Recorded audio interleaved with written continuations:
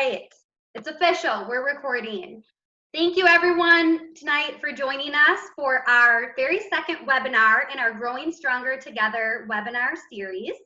My name is Allison Wagner. I work for CETA, or Community and Economic Development Associates. And through that role, I get to serve as the Houston County Economic Development Director. Recently, both CETA and the Houston County EDA have started programs and initiatives to try to help farmers. So CETA was recently awarded a grant from the Department of Employment Economic Development. And we used those grant funds to create a program called HEN, or Harvest Entrepreneur Network. My colleagues, Courtney and Robert, who I think are with us here tonight, have been working on that. And one really cool thing we have been doing with HEN is offering one-on-one coaching for farmers so we can really help them with their individual needs. And then also about 2 years ago, the Houston County Economic Development Office started an initiative to help farmers try new things both on and off the farm. And through that, my colleague Courtney wrote a grant, and we received it from SMIF, or the Southeast Minnesota Initiative Foundation. And that is how we are able to bring you these webinars and these free series for farmers. So tonight we're here to learn about direct marketing for farmers. We really appreciate everyone showing up. It looks like we have about 13 participants and a few people still joining. This was originally scheduled for much earlier in the year when it wasn't so busy for farmers. So we really appreciate our panelists making the time to still be here, and for those of you that could join us here tonight. So thank you. We couldn't do this without you. I also want to give a big shout out to Kristen Pearson from Pearson Organics. She actually originally reached out to our presenters, organized this whole thing, came up with the questions, and then I just kind of took over since it got to be such a busy time for farmers with the rescheduling. But with that, what I would like to do is go around and have each of the panelists introduce themselves. We're going to start with Rachelle. If you could just tell us your name and a little bit about your farm and anything else you might want to share with us tonight. Thank you. All right, can everybody hear me okay? Yeah, okay. So my name is Rachelle Meyer. We farm in Southeast Caledonia. Our farm is Wholesome Family Farms, and we actually raise laying hens. We have broiler chickens. We do 100% grass-fed beef and 100% grass-fed goat newly this year. We do pasture-raised pork, and then we also do pasture-raised turkeys for Thanksgiving. So we are very, very busy, but it's good. So we are new to direct marketing. We just started last year actually, and our business has doubled over the last year with animal production and our sales. I guess our focus is mainly on soil health and regenerative ag, and we're just really open to trying new things, seeing what other enterprises we can add on to our farm, and what other new things we can try just to kind of stay ahead of the game, being, today's market, and just trying to bring the best we can to our consumers.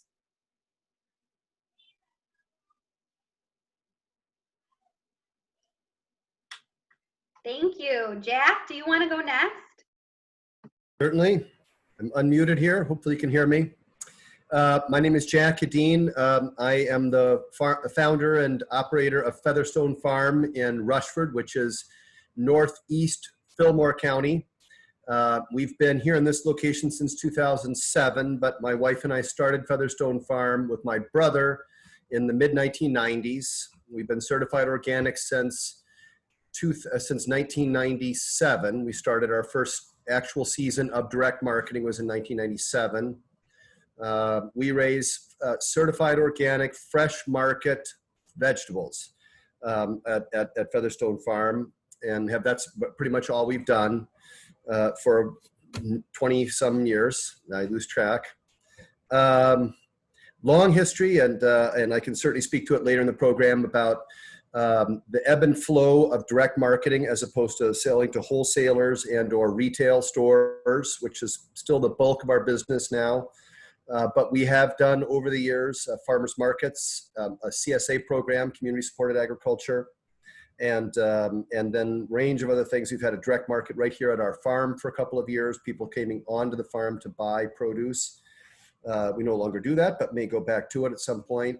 And then, a large percentage of our crops go to retailers in the Twin Cities, wholesalers in the Twin Cities, Rochester, and then we have a large customer in Chicago that hauls produce back, FOB sales to Whole Foods Market in Chicago. So yeah, the whole range of everything. We've tried a lot of things and failed in a lot of things. I think that's one of the big things for me is not merely what we're good at, but what we've not done well and what we've learned does not work. I think that for many of your participants, that may be the best thing I could talk about is the ways that we've not succeeded on direct marketing and other things. Good enough, sufficient for now anyway. Yeah, thank you, Jack. Who did we say would be next? I already forgot. Is it Lisa? Do you want to go next?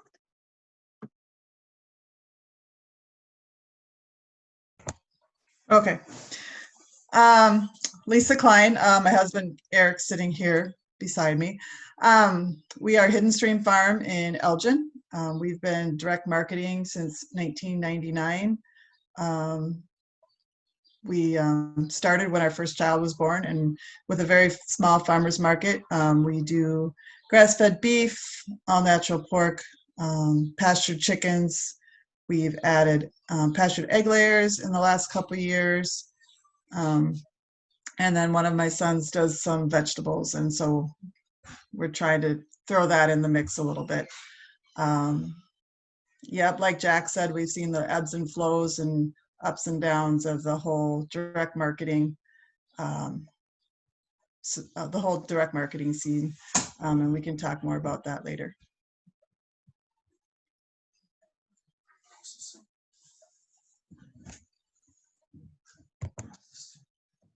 Thank you.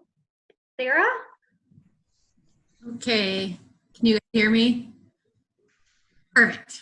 So I'm Sara George. I run DNS Gardens, and we are located in Hedin, Wisconsin, which is 14 miles over the border. So if you're coming from Wabasha, or 37 if you're coming from Red Wing. So not that far over the border, but we're on the other side of the border.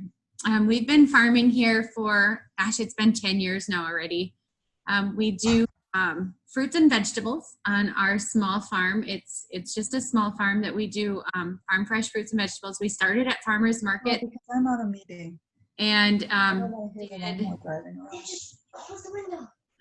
so we started at farmers markets, but we ended up doing a lot with wholesale and retail as well, local restaurants. So we do farm to school, farm to hospital, and farm to restaurant now. And I am one that anything that touches local food, I do, it's in my wheelhouse. So I do, I am the manager at the Wabasha Farmers Market. I'm also the manager at the Red Wing Farmers Market, the vice president of the Minnesota Farmers Market Association. Am I still with you guys? Okay, it looks like you froze. Okay. So I'm the vice president of the Minnesota Farmers Market Association. I'm a food safety trainer. So I'm a FSMA trainer for the state of Minnesota and the state of Wisconsin. And then I work at a restaurant every weekend that serves at Harborview Cafe here in Pepin, that serves as much locally grown produce as they possibly can. And so it's neat to see what it's like to be in an institution that uses local food so that I can kind of understand what it's like for that. And then I'm a mentor for 9 farmers markets across the state that are doing aggregation on their online sales platform. So I work with Renewing the Countryside on that, mentoring the markets, and also doing farm to school and farm to child care with them. So anything to do with farming and local food, I wear that hat. And there's a lot of things that you can learn while you're doing that. And I'm not going to say it was all easy. And so just it's a learning process, and to, work your way through it and pick apart the pieces is a fun thing that I enjoy doing. Yeah, awesome. Thank you so much, you guys. I'm just even more excited after hearing all of this. Kristen set this all up, so it is great to meet you guys, and I am just pumped to hear more from you tonight. Thank you for being here again. I'm going to just let all the participants know, too, that we have some questions planned out, and then at the end, we'll open it up to anyone who maybe has a question to ask. So the first question we have is, how have direct relationships with customers helped grow your business? And if you guys just want to start out and kind of elaborate on that a little more, we would love to hear. Yeah, I'll start. So relationships has been really, really important for us in our farm. We found that when you're direct marketing to consumers, they really want to build that relationship with their farmer, and they really want to know what's going on the farm. They really want to stay in touch just so they feel like they're there and like they're almost like they have a piece to raising that animal. And they really, consumers, I feel like nowadays really care about how their food is grown, and so they just want to watch that whole process. And for us, we do a lot of Facebook posting. We send out a lot of emails just to kind of keep that relationship going, and I think that has been what has really like increased and doubled our sales over the last year. And we could grow a lot faster. It's just we can't buy enough animals and to keep up with business right now, just starting out small. So I think relationships is very important for us anyways.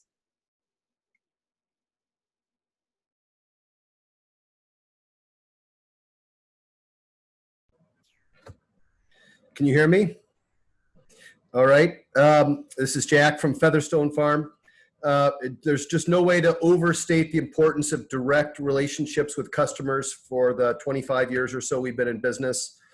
I'm somewhat ambivalent about it, I'll be honest, because these relationships take a great deal of work to maintain.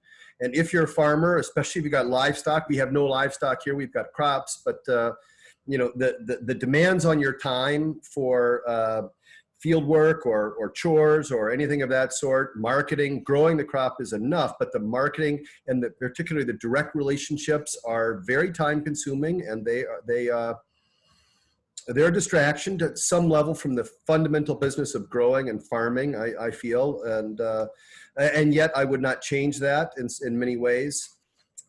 We no longer go to farmers markets, but our CSA members have been really, we have members still that are with us since 1997. And those members have time and time again, not just through visits at the farm, messages, but also through participation and running of a couple of campaigns that we've had in the history of our farm. We had, of course, we were right in the bullseye of the flood of 2007, August 2007. In a previous location, we were flooded out, and we would have been out of business that year. That would have definitely liquidated Featherstone Farm. We had nowhere to go, nothing to do.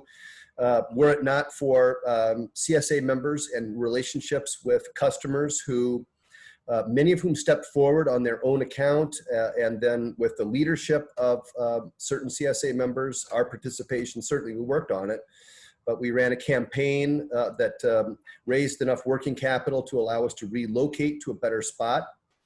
That would not have happened at all without direct relationships with customers. Yes, the store accounts and wholesalers did contribute in their own way, but not at the same level. So again, I cannot state enough the importance of that kind of relationship for us at that time. And then again, as recently as 2016, when we had another crisis of sorts related to crop disease in a wet year, and we're really short on operating capital, and we're on the verge again. We were really looking at options, a dramatic contraction of the business, other things. But once again, members stepped forward and through the purchase largely of 3- and 5-year CSA memberships, provided us working capital that helped us through another crisis. So those relationships have been unique for Featherstone Farm. They're unlike the relationships you have with a store management or a company, a restaurateur, anyone like that. These direct relationships are really they're unique, I guess I'll just restate, and it does not mean that they're not work. It's an effort to maintain those things and to be a good partner in reverse. If we're receiving people's 3-5 year CSA investments and these great well wishes and people coming out and visiting and so forth, that creates a certain level of responsibility that we feel very, very strongly to reciprocate and to communicate and to be good partners in this relationship with our direct market, our CSA customers. It's a lot easier to put something on a pallet and send it to a wholesaler in St. Paul or in Chicago. I will say that. It just, at least at the scale that we're at, the direct relationships are, at some level, a vestige of a much smaller incarnation. We started with 5 acres in 1995, and now we're managing 150 acres of vegetables. But we have kept those direct relationships. Even as we've gotten away from farmers marketing, those CSA members, some of them have been with us, like I say, for 24 years. And of course, I can talk more about answer specific questions later on this, but it's been a big deal for us.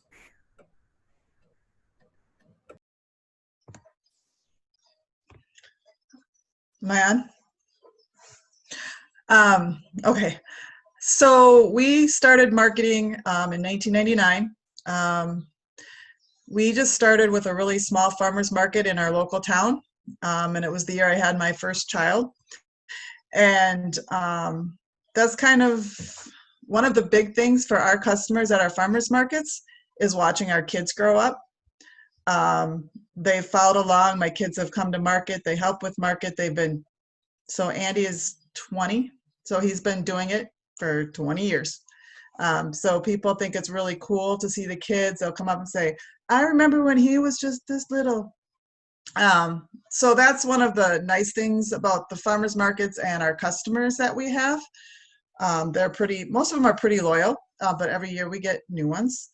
And we've built up, so we're at the Rochester Farmers Market, and then we just do Plainview. We only do one small one. Plainview, I always call it my training market for the next kid that's coming up the line. And then our Rochester one, it takes 3 or 4 people to do that. And we also do a lot of direct marketing, direct to grocery stores, restaurants, food service. And it's not just customer relations with your farmers market customers, but all of my chefs. It takes a lot of we talk to them every week. We know what each other wants, what they need. If something comes available, I'm able to approach. I know who to approach. So I really learn who my customers are, and I use that to sell my product, and it's kind of just grown over the years. So like when restaurants close down like they are now, chefs might disappear for a while, but they always come back eventually when they pop up in whatever their new job is, wherever they're working. So it doesn't matter if they're meat market managers or chefs or food service, they always kind of come back. And I think that's part of our honest relationships and open communication that we have with them. And now my kids are starting to get into that, and they're learning that whole communication and talking with the different people that we market to. I mean, we're pretty simple, honest, open. If something's not going to show up, we let you know. When we expect the same back from them, and it's been a good working relationship that way.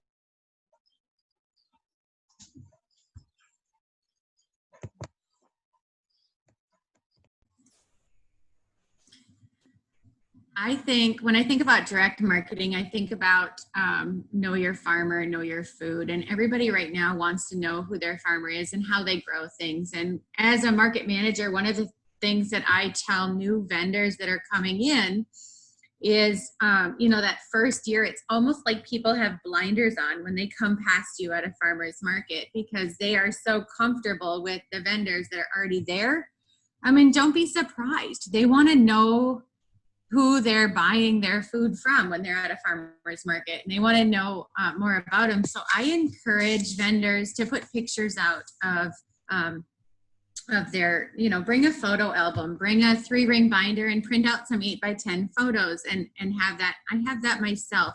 I agree 100% with Lisa about, the kids being there. My daughter, we've been doing the farmer's market for 9 or 10 years now. And my daughter, I was very pregnant with her while I was at the market, and everybody watches her now. I mean, she was basically raised in the field. And so they just watch as she's going to eat the kale and the radishes and the carrots sitting at the farmer's market. She finds her own lunch while we're there. And it's funny that they all watch that. They're like surprised that she wants to eat raw kale and everything at the market. And I think that that's a testament to the food that we're bringing to the market, and has brought more customers to us as they're watching us raise families while we're sitting at the market.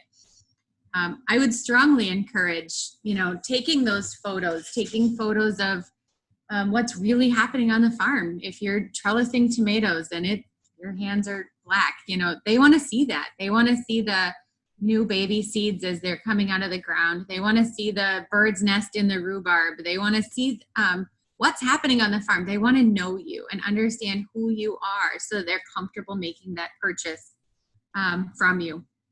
And so that's one of the, like I say, it's one of the very first things that I encourage new vendors to do. And we definitely do it.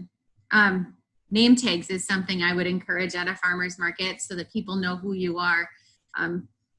Just having a person behind a booth, they don't know you. So introduce yourself. When you get to know the customer's name and you can say the customer's name to them, all of a sudden this relationship starts developing. So if you just start by giving your name while you're in a market booth, you'd be surprised at the difference that it makes the next week. So yeah, just a few things there. I'll hit on more later. Thank you. This is all great feedback. Thank you, you guys. So some of you have already sort of touched on this, but we'll just maybe add to it. How has direct marketing impacted the way you run your business day to day?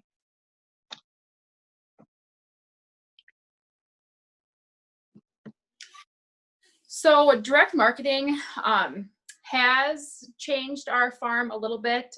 We have 5 kids, all under the age of 5. So we're pretty busy the way it is. I try to do all my direct marketing in the morning as I can. And then I kind of, answer, calls, texts, emails kind of throughout the day. But I would say we do spend a lot more time on marketing, giving free resources out to our customers, stuff like that. Just because we think it's important to, coming from a place like in your heart where you're helping them, we're trying to help them, learn how their food is grown and the benefits of eating farm fresh. And so we do spend, I think, a lot more time on marketing, and it does sometimes interfere with, like Jack said before, like raising the livestock and getting stuff done outside, because we also want to be there for our customers and be able to build them relationships and teach them along the way. And that can get difficult at times, sometimes stressful, but you just take it one day at a time and just be the best farmer you can.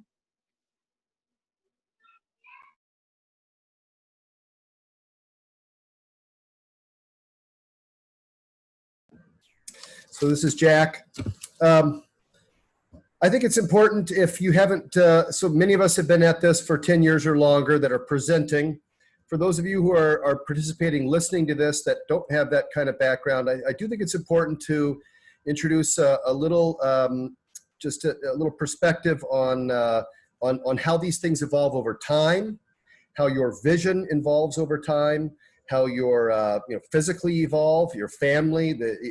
My kids also are 2 of them are grown and out of the house, and the 16-year-old is working hard this summer on the farm, and I love it, but I can see there's going to be a time when he's not going to be around, and that's a hard one for me, really, really hard one for me. But things change over time. Scale really impacts things. We, as I said, have grown steadily over 20 some years to where we're at a place now where I'm able to choose more, I think, about what I want to spend my time doing personally. And I think this is, again, how things evolve. And I just, I feel extraordinarily fortunate to be at a place now where I have this choice.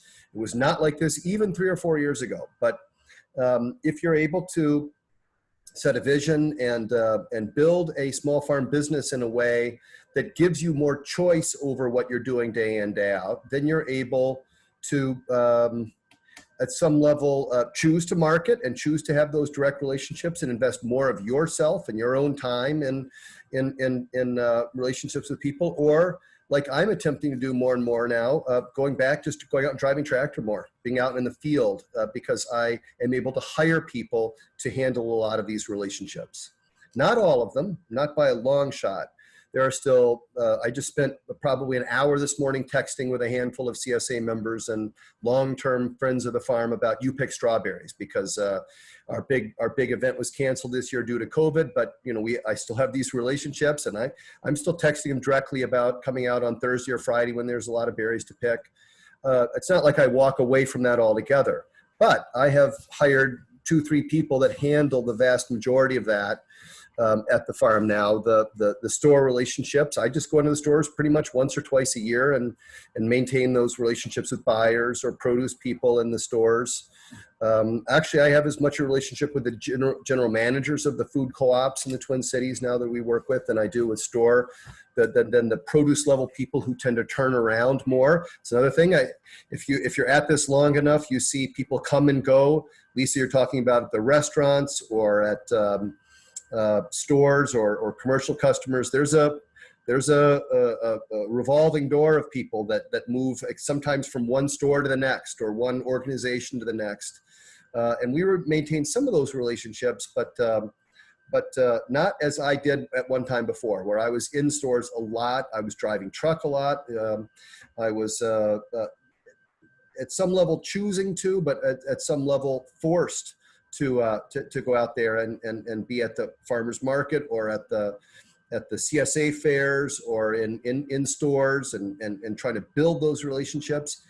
I enjoyed that at that period of time, but my vision has evolved, and I just decided ultimately that this is not why I decided to get into agriculture.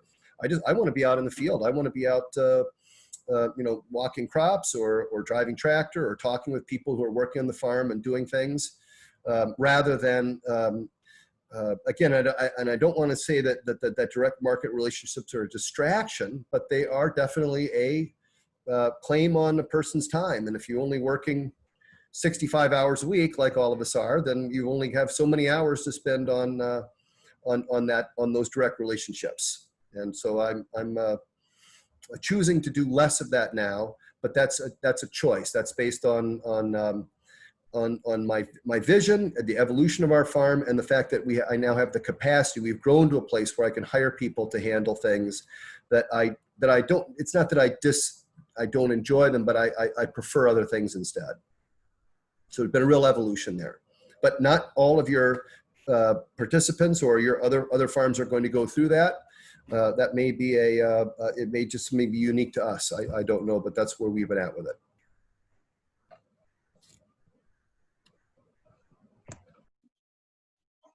Okay. For us, we've gone through we've evolved a lot, and yet we've kind of stayed true to what we started with. So like I said earlier, we started with just doing a small farmers market, but we also were part of a program called Farm Beginnings through Land Stewardship. And through that, we made a lot of connections and networks with other beginning farmers. And this is kind of when the whole local food things was starting. And so we got involved with like different groups that were trying to promote local foods. So we were part of a pork co-op for a while that was trying to get like kind of do a CSA with pork, and they were trying to do a little bit of wholesale. And we were involved with a much larger group called the Southeast Food Network, which was maybe started out with 30 or 40 different farmers. We all had our own different areas. There was meats, there was vegetables, there was eggs. And they were trying to really push into the Twin Cities market as a way to aggregate product and get it to the cities. And eventually we separated away from that, but it was a great learning experience. And it kind of got us our first step into the whole wholesale side of the direct marketing. And then over time, we've kind of, we've kind of grown organically. I think because with our relationships with the chefs, and so that kind of part of the business has grown organically. And well, before COVID, we probably had 30 or 40 stops we would do every week up in the cities. And now it's just kind of collapsed on ourselves, I guess, because until they can open up and serve people again on a larger basis, it's like, oh crap, what do we do? And for a long time, we've been kind of pushing more of the retail. We wanted to do more retail because we figured that would be easier on us. We wouldn't have to do so much traveling. We'd have a little more time because we could do it just at home. And the whole COVID thing kind of pushed that. So we've had a website for a while, and then it just kind of took off when everybody decided they wanted to buy more local. So so our whole strategy after this whole experience of this year so far is we really like the retail side. The wholesale side is a nice, steady income, steady weekly thing. But we really like the website, and our farmers market did some of the aggregating, like Sara talked about in her introduction, which has been tremendous, I think, for our market and for the farmers involved. And then our farmers markets people are just coming out. So that's kind of, it's evolving constant. I feel like it's changing just about every week. Just when you think you figured it out or you know what you want to do, something throws you a curveball. And so you kind of like, oh, okay, now what am I going to do? And then we're also evolving a little bit because we've got 2 kids that are coming back to the farm. They've graduated. They're either finished college, or they're in the midst of their 2-year college, and trying to figure out how we are going to put what they want to do into our farming plan. And that's kind of where our marketing is going now, is like, how can we include 2 more people, or 3, because my daughter does eggs, and so she's kind of got her own enterprise too that we also have to incorporate. So we're kind of constantly changing.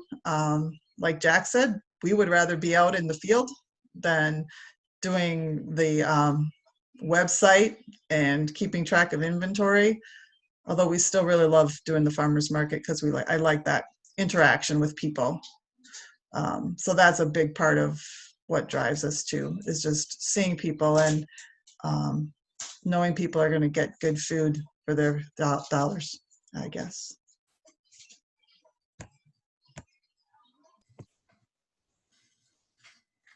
So for me, I'm going to bring up kind of what Lisa was just talking about, because for me, we started getting to know people at the farmers market, and that was our primary goal, was selling there. And Harborview Cafe came up to us and asked if we would be interested in selling some of our product to them. That's not normal for restaurants to come to you and ask for food. And so typically you have to go to them. I realized how difficult it was to establish those relationships right off the guns. And after figuring out how to make those relationships, one of the things that I wanted to do at the farmers market was make it so that not just our market, or not just me could sell to those institutions, but also we could get our market to sell to those institutions through what we're going to call the aggregation project. And so we started, Wabasha Farmers Market was the first market in the state of Minnesota to receive what's called the Wholesale Food Handler's License, where we could aggregate or combine produce at the farmers market from multiple farms. and sell it to the schools, hospitals, and restaurants. And we started that. I tried that project. It has been since 2015, and that has taken a long time to actually take off. And actually this year with COVID, because of COVID, we turned it from wholesale to retail and are now using this online sales platform where you can see very clearly who the farmer is, what the farmer has available, how much they have available, and what the cost is. That was a project that I started, and I'm pretty proud of that project. But it's complicated and it's hard, and developing those relationships is so critical. And that's where I thought that it would make sense to do it as a market as a whole, so that it didn't have to be every farmer going. And one of the reasons for that is like think if you're selling to a school and you're a school nutrition director, and how many different farmers do they have to place orders with? And how many different farmers do they have to get to know before it makes sense for them when they're buying local? And so, and if they do start buying from multiple farms, let's say they choose 5 farms, they're going to be ordering product from 5 different farmers. They're going to be answering the door, because you have to get let in 5 different times on that dock. They're going to be having to verify those orders and receive the invoices, and everybody's going to invoice different, and everybody wants their invoice or their orders different. Some people want text, some want phone, some want email. And so every buyer is different. And so when you're working and making those relationships, it's one of those things.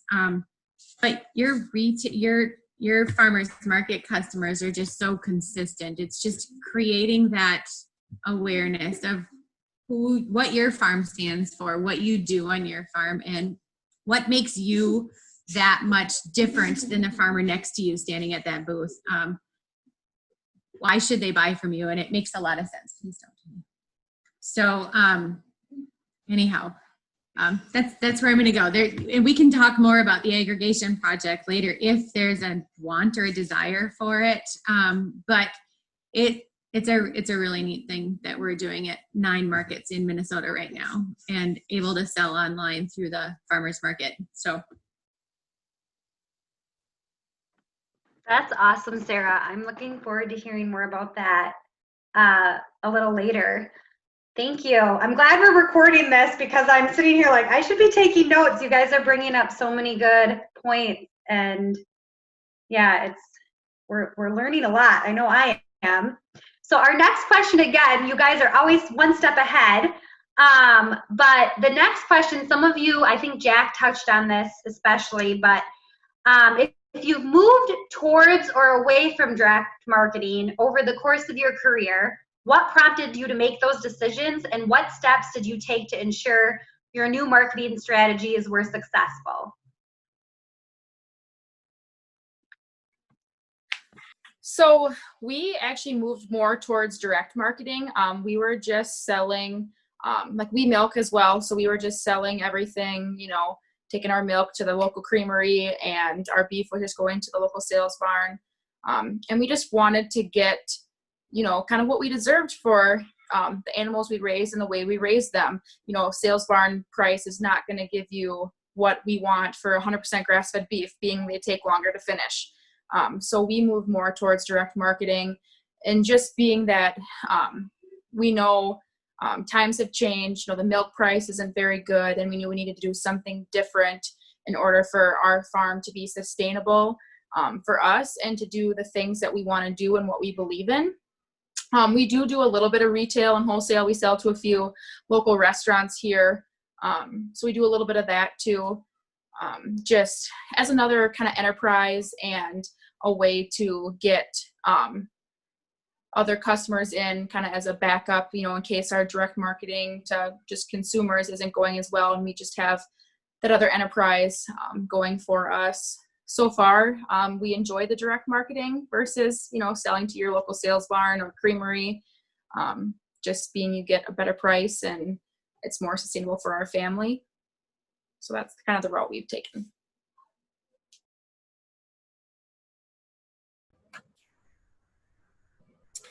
So again, I just want to really preface anything I say here by saying that that vegetables are really their own world here. Livestock, grains, dairy, things that are more common in the upper Midwest. I think anyone focused producers that are participating in this who are thinking of getting into this, it's a whole different world with fresh market vegetables for many different reasons.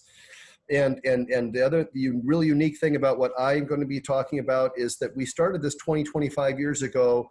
Like Lisa said, just when the local foods and organic foods was really just beginning to crack into the mainstream, where an average customer would begin to think about sourcing produce or bacon or eggs from outside the traditional supermarket system.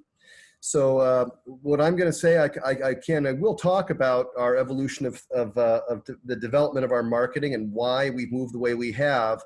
But I just want to be really clear that this is not to say that I consider this a viable path now. It's just a different world we're in now, 25 years into this. It's just, it's different. And ultimately it makes me recognize how incredibly fortunate we were, my wife, my brother and I, to get started in the right place at the right time. It's just not that it's not at all that we're geniuses. We certainly work hard and we've taken a lot of risk and we've done some things right. We've done a lot of things wrong, but we just happened to be getting started in a time in which there were more, what I perceive to be not just more options than now, but many more options than now. And so it's a paradox, I think, for those of you who are participating, listening, thinking about getting into this, that while yes, a much larger portion of the American public, the Southeast Minnesota, upper Midwest, yet in general, people are more conscious, like other guests have said, that people are much more curious, more interested, more committed to buying produce, food from people that they know or have some relationship with. Yes, that demand, that understanding, that value is there among a larger percentage of the American consumer, although I still think of it small.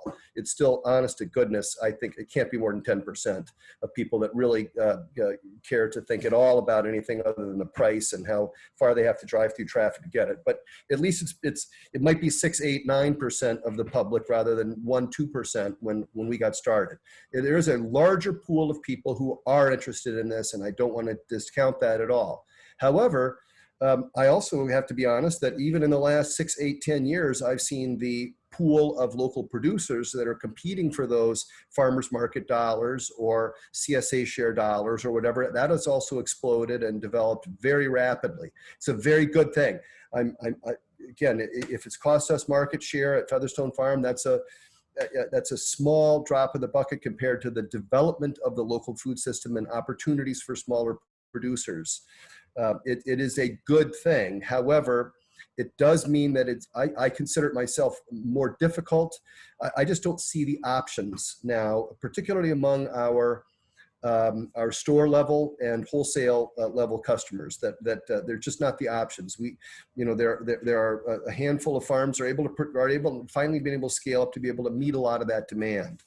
And so I don't see, when we got in the early 2000s, 2001, 2002, I can remember calling the Wedge Co-op in Minneapolis, and we'd have 6, 8 cases of lettuce, and they'd say, "Great, we'll take them, and we'll take 30 more next week." That kind of thing, I don't see any of those kinds of opportunities on the horizon now, because not just us, but many other farms have filled in those voids. On the direct market side, we got started in 1997 going to farmers markets, the Rochester market in 1997, Winona Farmers Market in 1997, and we had 20 CSA members in 1997. That was then, and I think it remains to this day, the easiest way to get into the market.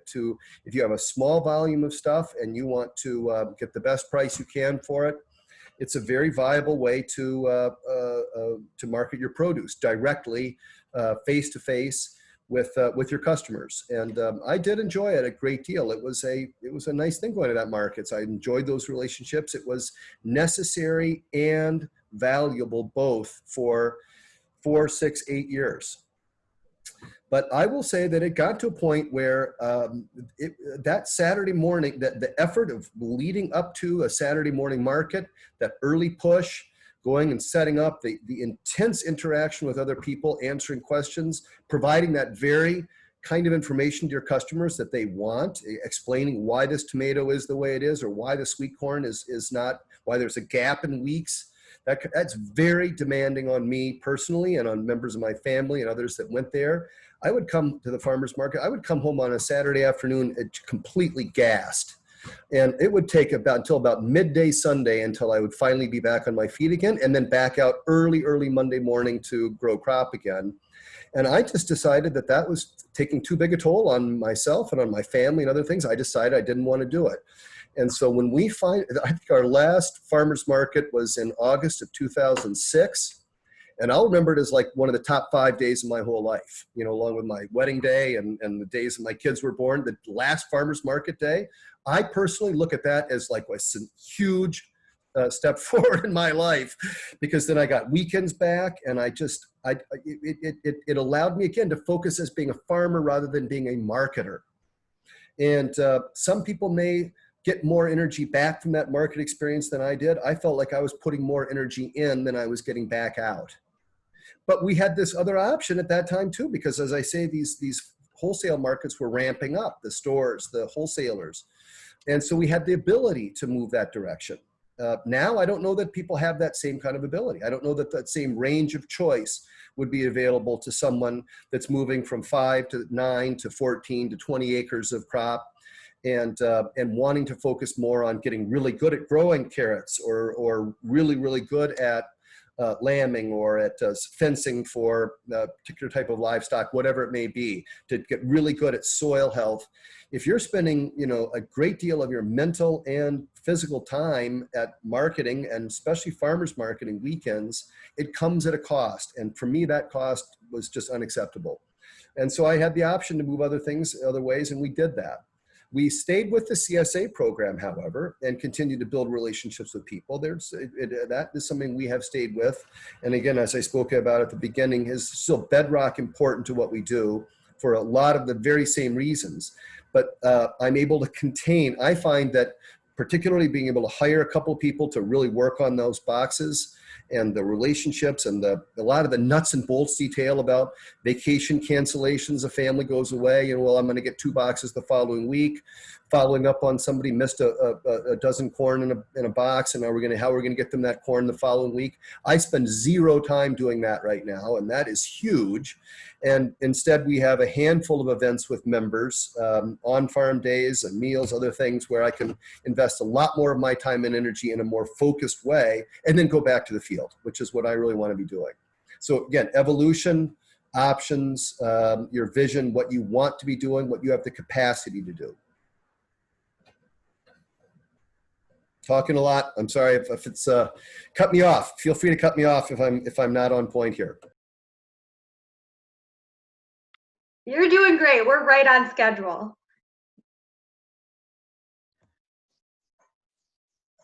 Okay, my turn. So we still do a lot towards the direct marketing of things. We've just tried to make it more worth our time. So I talked earlier, you know, we started at a farmer's market. Eventually we moved to Rochester in our second year, just to a small one. And then we moved to the large downtown farmer's market. And so we would just been doing our beef, pork, and chicken there. And like I said, we were part of different groups. And the Southeast Food Network was probably our big group that gave us the most experience and the most knowledge to move forward, to take our direct marketing to the next level. So it's direct marketing, but you know, it's different because it's wholesale. And we still wanted to maintain the customers we had. We started up in the Twin Cities with basically 1 or 2 customers. But when we left the food network, when you're with the food network, it's like an aggregation. We have like 10 different farmers that had vegetables, eggs, honey, syrup, fruit, whatever. And they wanted to keep selling their stuff, but they did not want to do that direct marketing themselves. So we created that one-stop shop, sending out a fresh list every week, calling the chefs every week. And we built that up. We started with one. We went up to the 30 to 40. Not too huge, but big enough for a family of 8 with 6 kids. You know, we did all this raising 6 kids, and we're still doing, you know, still raising the 6 kids. So it was, we were very efficient. I got to be very efficient at what I did, because it was between children napping and, you know, you have to work really fast. And like, I am up usually at 5. I do all my book work either before school, or before the day begins, because once the day begins, the kids want your attention and you have to do other things. So I worked a lot early mornings or after supper, and brought in other farmers, gave them things to choose from. And so we kind of built our direct marketing. It's still our focus, and we still, even though we're more online, where we're trying to be, we're still working with those other farmers, offering fresh vegetables, eggs. I've got some fruits on there, just, you know, in the retail size for like one person. Like if they were going to go to the farmer's market, they can buy a bunch of radishes or a dozen eggs or whatever it is they want. So we're still focused on the direct marketing. Our goal is, the kids liked what we're doing. I've somehow have 2 kids that made it through all this and still want to do it.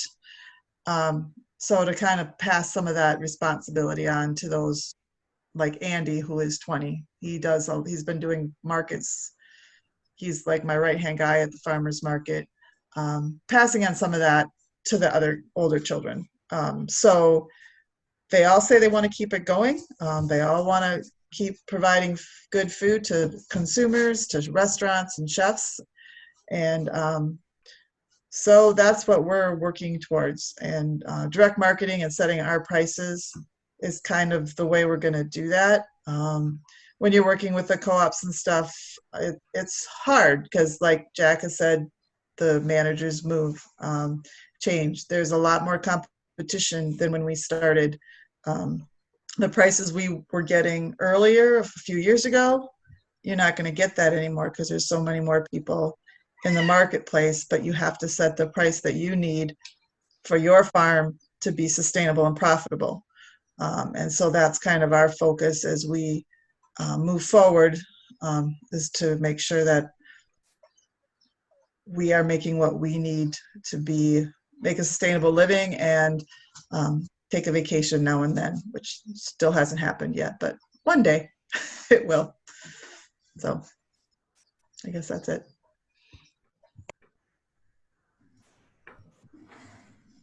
I love that Jack said that the farmer's market was exhausting, because there is so much truth to that.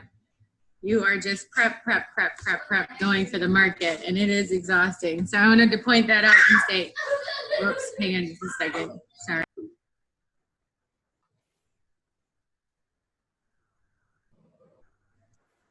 Okay, sorry. Squirreling kids in the background, pardon. Okay, so direct marketing for me, I am actually moving more towards direct marketing now than I was before. I was doing a lot, private school, hospital, and restaurant. COVID changed things, but I'm going to tell you that an incident that occurred at my farm in 2018 helped me realize how important it was to know your direct consumers as well. We had we got hit by drift on our farm, and we lost everything from one side of the farm to the other. And when that takes place, when that happens and you lose absolutely everything, you're thinking that, insurance is going to cover this. Insurance didn't cover this. You're thinking that the farmer is going to take care of it. 2 years later, nothing is going to take care of it. And everything from, it is like the rug comes out from under your feet. I called in the Department of Agriculture and thinking that it would be fast and easy solution to, determine it was drift. And honestly, every day looking out your window at the crops rotting in the field, that they don't die. They keep growing, but you're not allowed to touch it because it's an open investigation. So you get up and you have your morning coffee and you're like, today's going to be a good day. And you look outside and it's instant defeat.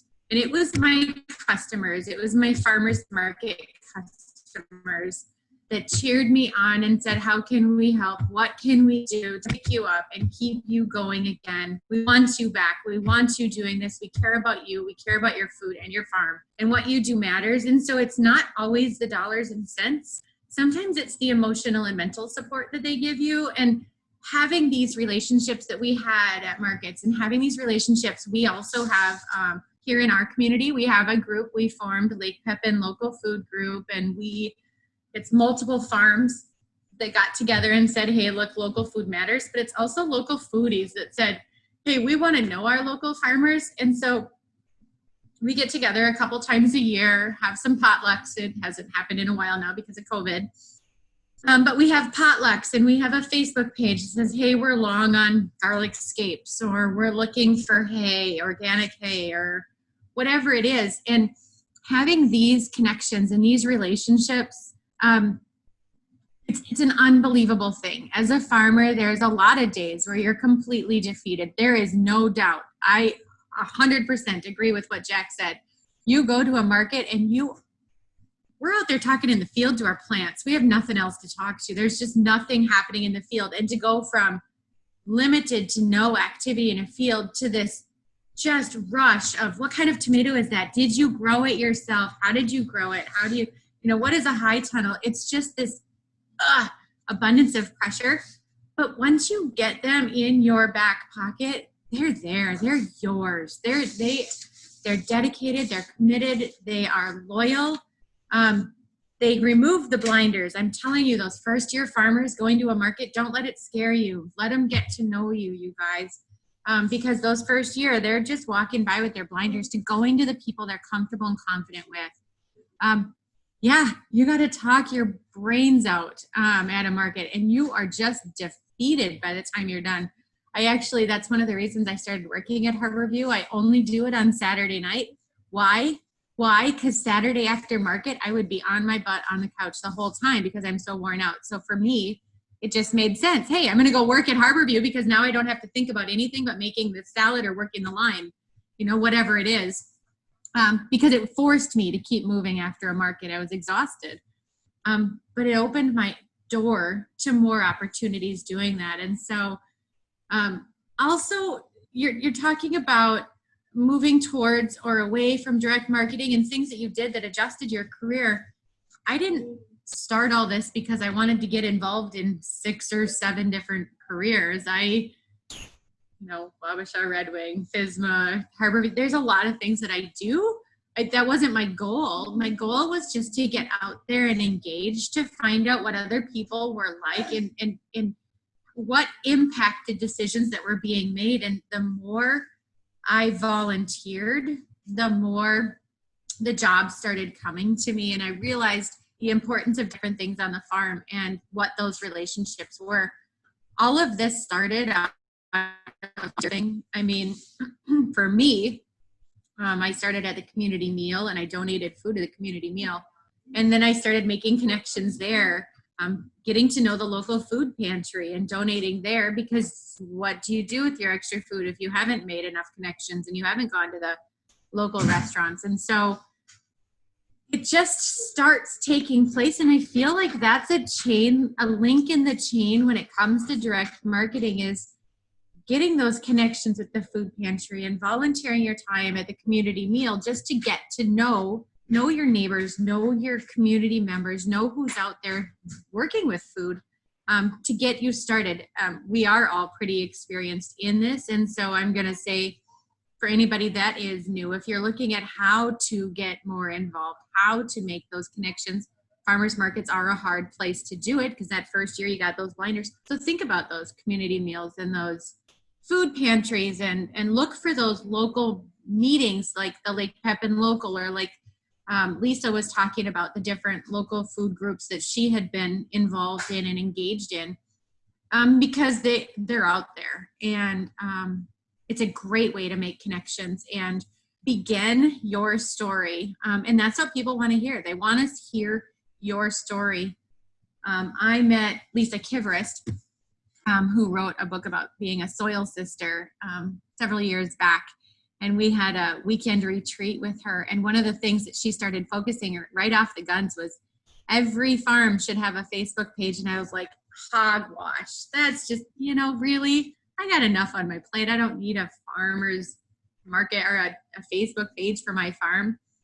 I cannot believe the difference that just having that Facebook page has made. You don't have to print out pictures. You can just upload it and keep people engaged in it and in it. And I did not realize how many people were following that until I got hit with drift. And then I got message after message after message of support and how can we help. And it was just humbling. It was a humbling experience. Mind you, it wasn't dollars and cents in the pocket. It didn't keep the farm rocking and rolling, but it was humbling to know that there was so many out there that I was impacting on their farm, and knowing that that connection is there with those different individuals. I'm still to this day, I got a message this morning asking if I'm making pickles this year because they haven't had them in 2 years. And I'm like, just knowing that is, it's just cool. So I'm going to do more direct marketing than I was before. Though I am selling to schools, hospitals, and restaurants, it's just not as consistent as Jack. And I don't have pallet loads. I have I got my hands in so many different things that I don't have time to have pallet loads of stuff. So. Thank you. Well, so much of what Sara said is a great segue into our last question. And then after I ask the last question, then we're going to open it up so anyone can ask questions. So we have this meeting reserved until 7 p.m. and we're right on schedule. So we'll maybe just give a brief, quick answer to this one, and then we'll open it up to questions for everybody else. So the last question I want to ask tonight is, can you speak to the importance of farmers as relationship and community builders?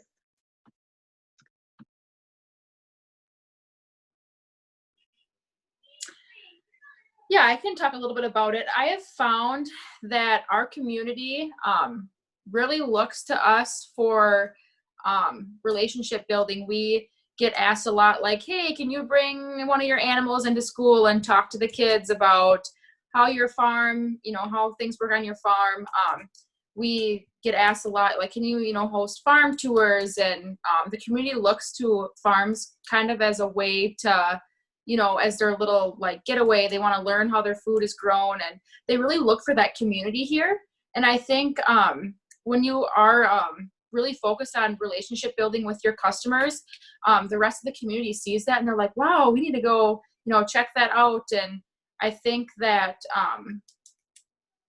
farmers have a different place of heart than a lot of other people. We really value our land and our family and our animals. And I think that return, it goes to our consumers and people see that. And so I really think that relationship building and bringing the community together, same with like farmers markets. We haven't done a whole lot of farmers markets. We have not found them and on our farm, especially, to be valuable, just because I think it's too hard for us to find.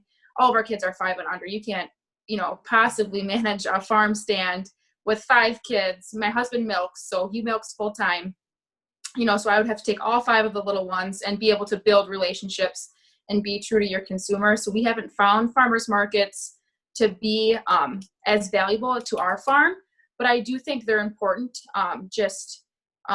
to build relationships with consumers when you do have that opportunity.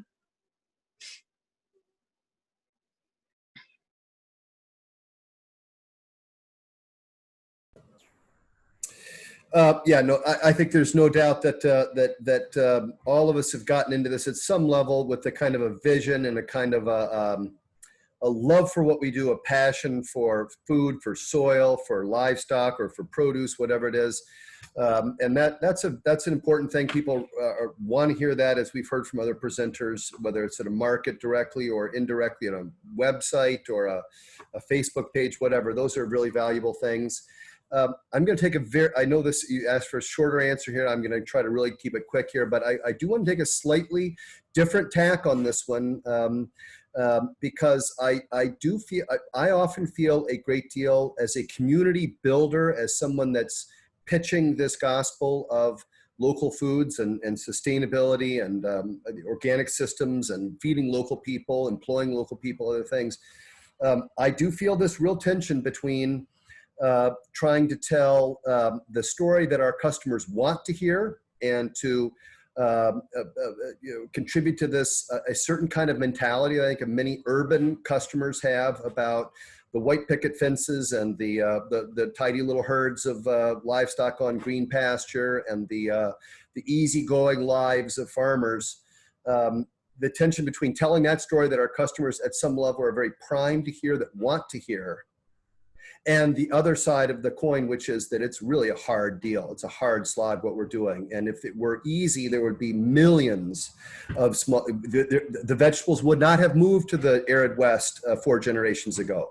If growing produce in this area were easy, or raising livestock in the face of huge confinement operations and industrial agriculture, if this were easy, there would be a lot more people doing it. And particularly, one of the things that I feel it's just my duty as a community member, as a community builder, is to talk about climate change, destabilized climate, and how that is making what we do, even in the mere 25 years I've been doing this, indescribably more difficult and less stable and less predictable and less sustainable.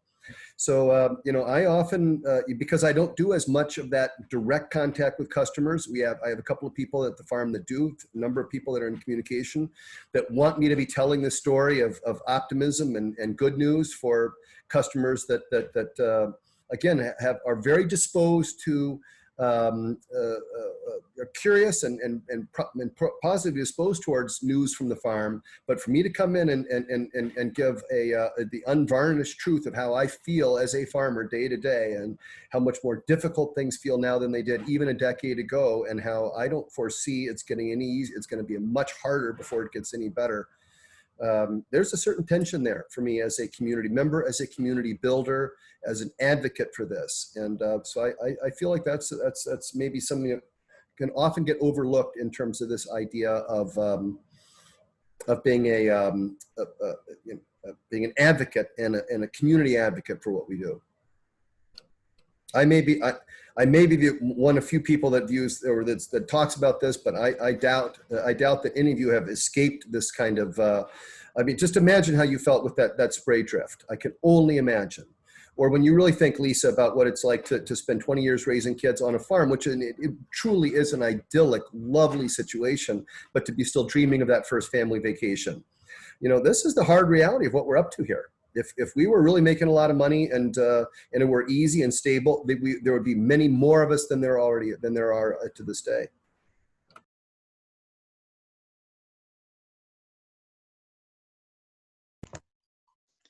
So I had a lot of things go through my head listening to Jack and Rachelle. And Rachelle, 3 is the limit that you can take to a market with help, just so you know. After 3, I dropped a market. That was just too much. There's a lot of different ways that you can impact your community without necessarily, we try to be involved, but with 6 kids and full-time farming, it's very difficult. The thing that always amazes me is the people in the community that know what you're doing. For example, we've never claimed to be organic, but I swear everybody in this county thinks we're organic, which is okay. Well, we're organic now, but we weren't. They know how we farm. They may not have come out and supported us by buying our meat because we're in a big farming community and a small community. So that's probably, they felt it was just they couldn't afford it or whatever. We're just doing our thing. But, you know, we're given to the food shelf. If we have too much, we give it to the food shelf. We give to the schools. You know, we have fundraisers at our church. We have fundraisers at our school. We donate meat to those, and it's usually the same people coming back every year to buy it, you know, so people know that what we raise is quality stuff. We're surrounded by farms that are just conventional farms. They spray and they do all their stuff. And I always look at it as we're keeping our little part of the world clean as we can. And, you know, how can we impact the climate change, and what can we do? You know, we just try to keep the green, and all we can do is what we can do. But I don't like to sugarcoat what we go through on the farm. So, you know, so when we raise chickens, they're in the barn for like 3 weeks, and then they go out into the pasture. And you look at that forecast for the next week every year, or every time you put them out there to say, is it going to rain? Because, for example, this year we lost about 300 chickens in the first major rainstorm. You know, it's like we invite people to come out to the farm. They can tour the farm. They just got to call ahead, you know. Never fails. There's always a dead animal. You try to hide that from them, but we always say that's farming. That's what we deal with every day. You know, it's not always pretty. We can't always get every animal that, you know, we try, but, you know, we miss them once in a while, or maybe they just died. So we don't try to sugarcoat what happens. And I don't have any issues at the farmer's market saying, yeah, that rain, that was tough. You know, we lost 300 chickens. My kids were just devastated. You know, you move on, you order more chickens, and you hope the next round is going to be better. You know, yeah, did you get all that rain? I don't know how much we got, but, you know, the culvert was up to the road. We've never had that much rain in that short, you know. So those different things. And it goes on our Facebook page. We've taken pictures and put it out there for everyone to see.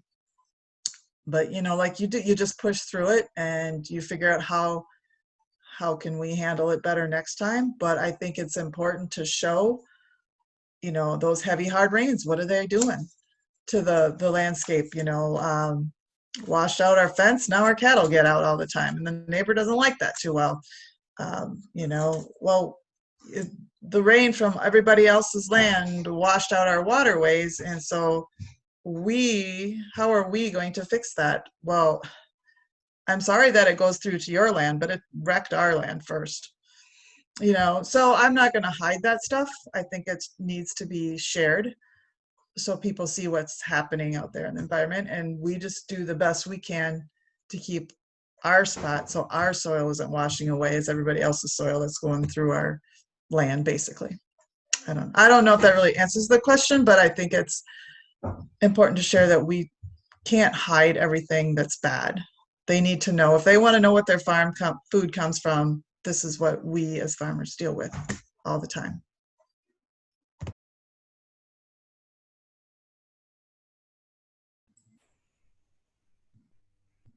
I think I answered most of this question on the last response. So, and all I'm going to say, as a vegetable grower, you are talking about the reality. And Lisa, I think that helps so much seeing it. And Jack, climate change, oh my gosh. I feel like as a farmer on a farm, it's constant triage mode. You go to harvest and you see a leak in your irrigation system, or you see squash beetles, or and you go to get whatever to fix the irrigation, and that's when you notice something else, and then you go in the house for dinner and you're like, why didn't I get stuff harvested? And you don't even know where your day went. I mean, you ever read the book You Give a Mouse a Cookie? It's just a constant thing, and you never got to the end result of what you were going to get done today because so much other stuff jumped in the way. So and I think every year it's happened every year. It's something different. Every year you have something else that you're dealing with. And I think that it's important to share that. This is my first year back farming since the drift. And on the 28th of May, my son called and said, I'm just so sick. You need to come up. And I'm like, wait, what? He's like, you need now, come up. And he was in the hospital. He actually was in intensive care for 10 days, and I was next to him the whole time. He was in every single sign of COVID that you can, but he's had 4 negative COVID tests. But that pulled me off the farm for 16 days. I'm only half planted right now. That's the reality of farming, and that's it is what it is. My son's alive. I'm half planted, and that's where it's going to stay, because in May, when I should have been planting, now I'm fighting weeds because I can't plant into the weeds. I got to deal with the weeds. And so reality is there's just a constant triage. Farming is hard, and you have to be tough and resilient and ready. If I was to suggest to anybody that's going to be a new farmer, I would say get into perennials, work your land first, work on those weeds, and cover crop and get to know your soil, and then put in those perennials. My perennials are saving me this year. Raspberries, blueberries, apples, and rhubarb and asparagus they're saving me. I mean, it's my saving grace, because, we have the tomatoes and peppers and zucchini and squash planted, but I don't have beans. I don't have beets or kohlrabi. I got the seeds. I don't have anything planted yet. So, there is a constant triage mode, and I appreciate that other people are discussing that, Jack, with climate change. And Rachelle, kids, at a farmer's market, Lisa with the animals, those are things you don't think about. And so we turned your question around a little bit, but I think it's important to discuss that too.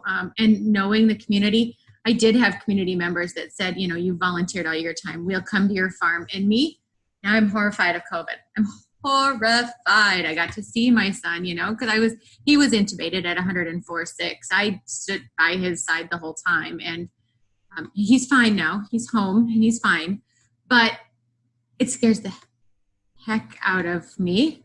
And so, no, I said, no, thank you. I had people offering to come and help me plant and help me weed. And I was like, no. And so I think it's because of the marketing and the relationships that I've developed that there's people saying, hey, yes, we'll come. But that's where it's important to know your community and understand your community and make those relationships with your community, because they're there for you then. Yeah. So I'm going to hand it over to you. Thank you guys so much for sharing your personal stories. And for being here tonight and being so honest and so open. These are things that we hear from a lot of farmers that we work with. And I grew up on a small dairy farm, and I can relate to a lot of the things that I'm hearing you guys talk about tonight. So thank you for sharing and being so open. We are going to open it up now for questions. So if anyone has a question, just go ahead and unmute and ask, or if you feel more comfortable writing in the chat, I can try to help read them too. Thank you, guys.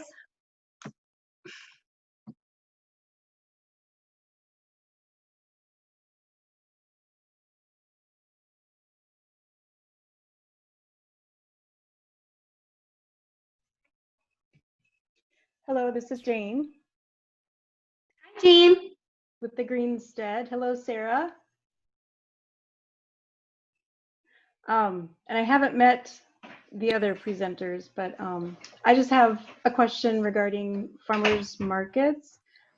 Since Sara's so intimately acquainted with how they operate, we are in our 3rd year. We started growing microgreens 3 years ago, and we've been a one-trick pony for microgreens now for 3 years. We've got a lot of wholesale into grocery stores, but we have done farmers markets from the beginning, different areas, different farmers markets.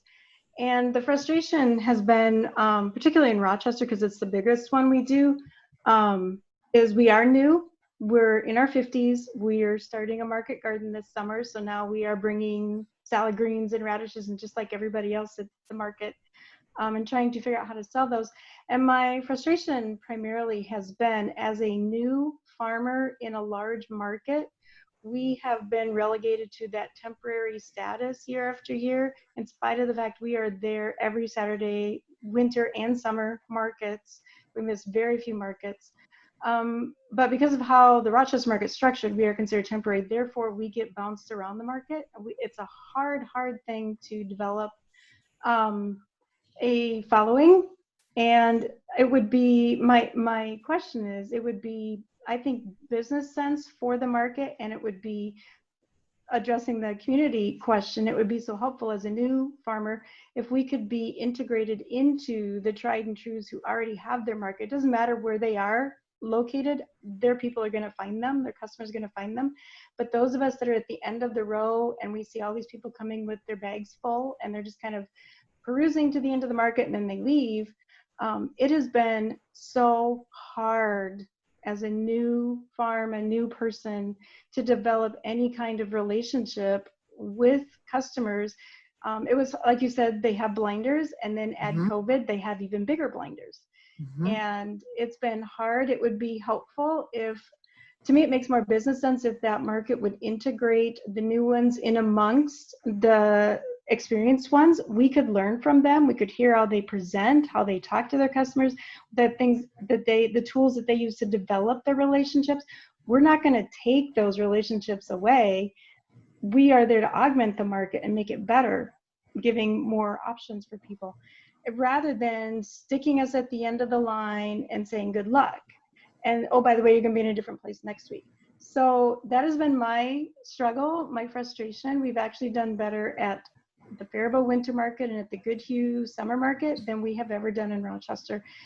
And I just would like some input. We have signage, we have posters, we have brochures, we have recipes. We used to do samples of microgreens. How, you said build the pictures, the stories. We have great table setup. We have all these fun things. What more can I do? We have active social media, we have a website, and we have online shopping. What more can I do to try to develop relationships with customers in a large farmers market that seems to not only have blinders, but not even interested? And it doesn't feel like the other vendors are interested in being the mentors that we need. So if you could address that, I would appreciate it. I think you were aiming that one at me, and a couple things that I would say about that. First of all, I'm glad that you say it out loud, because it does happen, and I know that farmers markets are tough, and the blinders happen for years.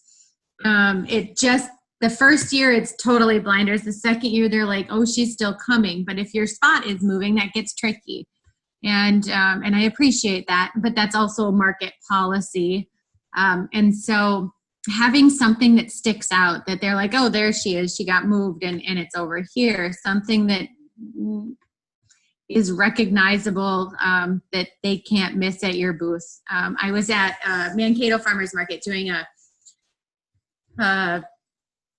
mentoring down there, and one of the things that one of the vendors there had, she was a pie baker, that's what they did, and one of the things that they did was made a rolling pin with their name on it that was engraved, and it hung on the back of the tent, and it just, you couldn't miss it. I mean, see the pies, but you see this giant rolling pin with their name on it that you just will always grab their eyes, so that if you're moving, they can tell who it is. But another suggestion, I like your thought about, intermingling you with seasoned vendors, because so you can learn from them, and bringing that to the board, or even the new market manager, Mary, that started this week, and see what they can or can't do about doing that. But you yourself can go and make relationships with some of those vendors, get to know them better. They're really, farmers aren't bad guys. They're so incredible. They're just so busy. And so make those contacts.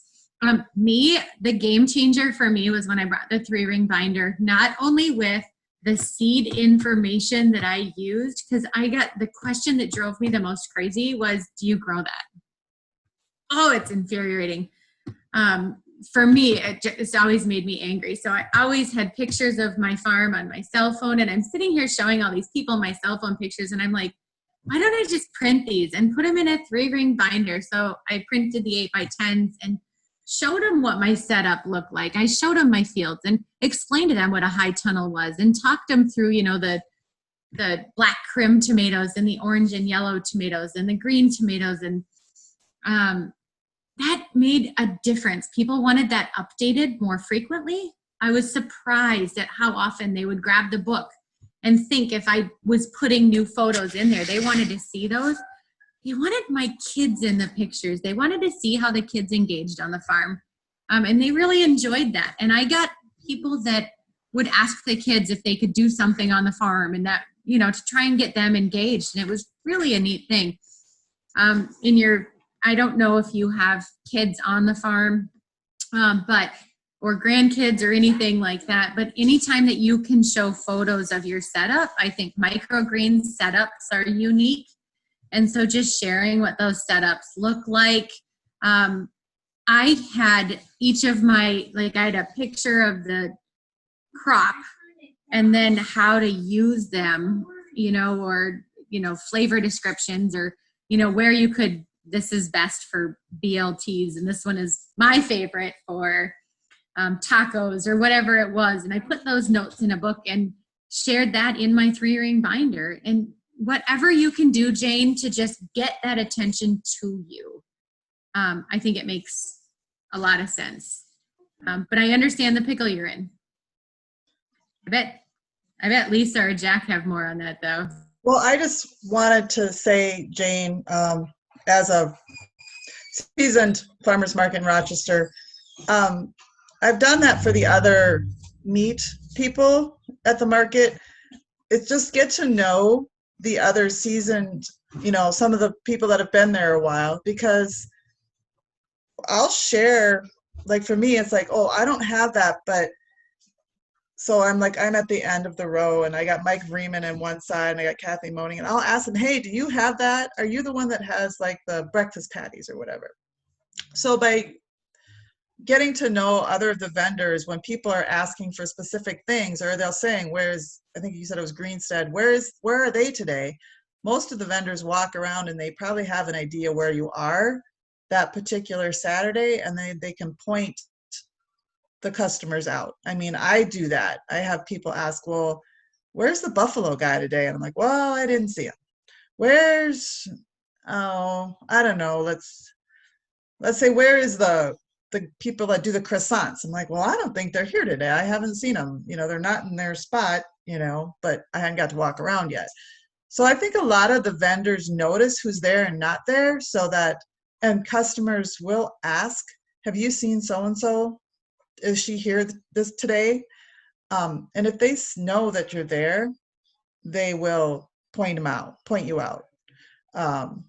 So that's one of the things about meeting all the other vendors, wherever you might be, because we kind of look out for who's there and who's not, and then we can answer customers' questions if they're looking for you. Great advice and suggestions. Thank you, guys. Courtney has a question. She says, thank you all for what you do to provide nourishing foods to your communities. My question is a fun one. I would love to hear what your favorite thing to eat or cook from your farm is. It's dinner time and I would love some inspiration. And Courtney is an excellent cook, so.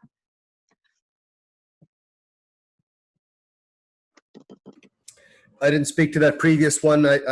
Although I can well recognize what it was like in the early days of the farmers market, trying to differentiate yourself, trying to get people to come to your table and seeing them arriving with full baskets or bags and not having stuff. But I'm afraid I don't have a lot of current advice for Jane. But for me, I just eat whatever, it always evolves. It changes.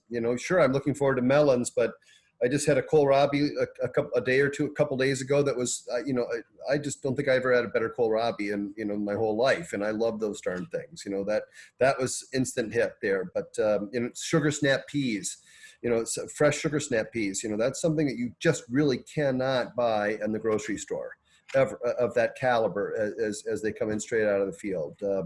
So those where we are right, and that's where we are right now. But again, things change. Carrots, you know, we grow a lot of carrots, and so I you know, start eating an awful lot of carrots in the fall. It evolves. For me, it just changes. That's one of the nice things about the seasonality of annual fresh market produce is that,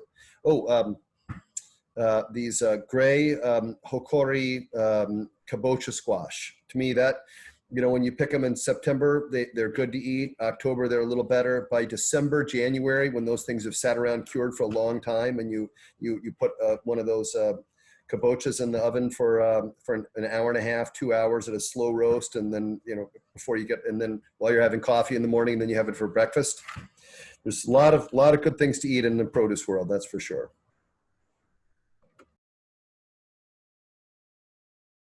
Excuse me. I also want to say that I had a heck of a BLT with Hidden Stream bacon the other day. Tremendous. That was, for a little while, I thought briefly about getting into raising pigs, but then I thought better, no, I'll just support you, Lisa.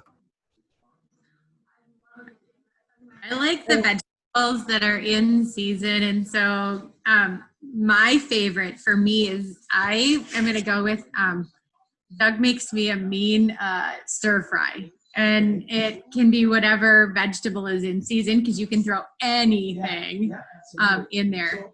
So for me, stir fry. But when tomatoes are in season, and you can have that local tomato, that local lettuce, and then local bacon, there's nothing better.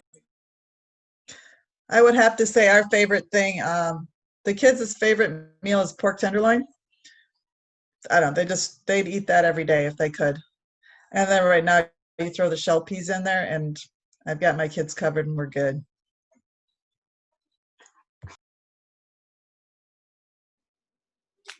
Our favorite is just a whole chicken on the grill. We have a pellet smoker, and I smoke it for about a half an hour, and that's our favorite.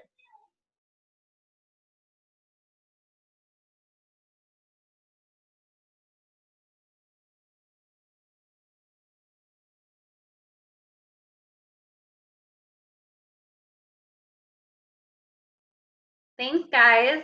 Someone else wrote in the chat that they have a question. Do you want to type your question or ask out loud? I'm not sure if you can hear me. Can you?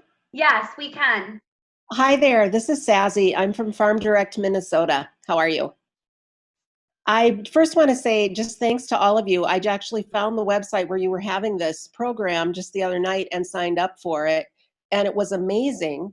And I'm hoping that I will be able, if possible, to get a copy of the video to post it to my site for you guys as well, if that's possible, and we can chat about that later. But I'm curious, all of you seem to say that you have Facebook pages or websites. Do you do any other marketing than that anymore? And I know there's a lot of you on farmers markets, but as far as just getting your word out there, is it a lot still word of mouth? So an email list is totally helpful. We create an email list, and that's definitely something that, Jane, you can start doing, is reminding customers what you have available and when you have it available. Just have them sign up for an email list. I was thinking about that earlier, but Sazzy, yeah, for sure. We connect through email. I do constant contact weekly with farm photos and what's happening.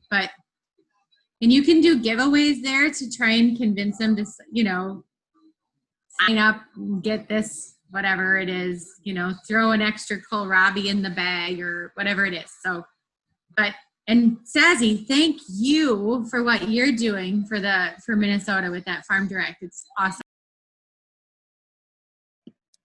Well, thank you. I actually just popped you an email as well, Sarah, just a little bit ago. So you've got one in your inbox from me.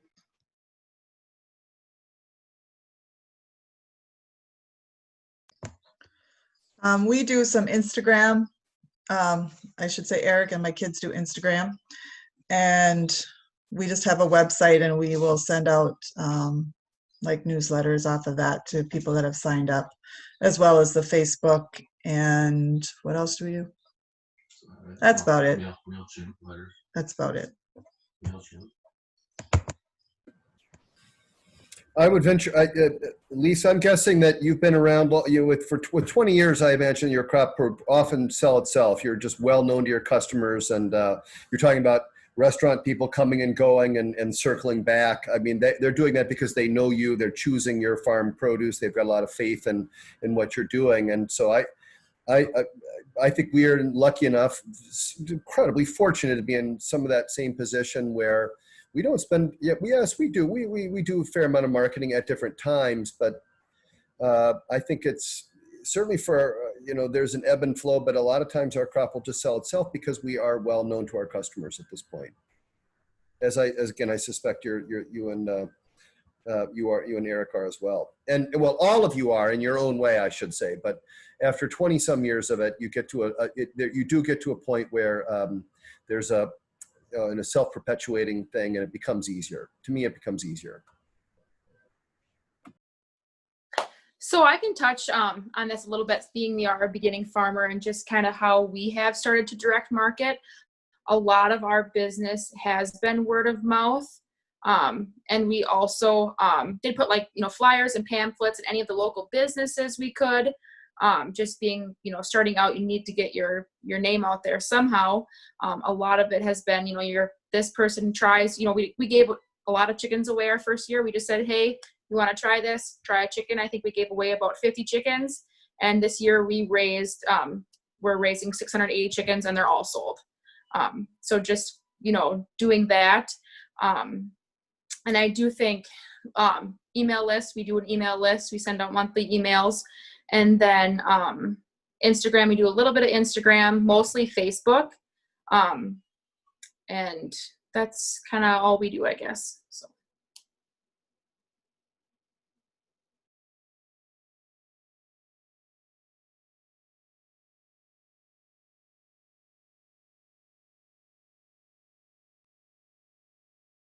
Thank you.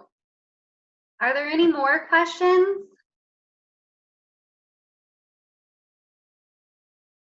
We will make sure to upload the video to the Houston County EDA page under our agriculture section. And then anyone else who wants to check it out can go there or reshare it on their page. I do want to give a little plug. Our next event is going to be Grant Money for Farmers, how to maximize funding to grow your business. And that's going to be June 30th from 10 to 11:30 a.m. The details for that are on our website. Is there anything else our wonderful, wonderful panelists want to add? Thank you guys so much. This is exceeded all expectations, I think. You guys were wonderful. We appreciate you so much. Nothing that I have to add, but I appreciate you putting out the energy and getting it together, even during the growing season, and making it easy for us to contribute from comfort of our own homes or farms or wherever. It's nice to come out to chat. It would have been nice to go to Chatfield in May, I guess it was, but it's also nice not to have to leave the farm for this. So thank you for hosting.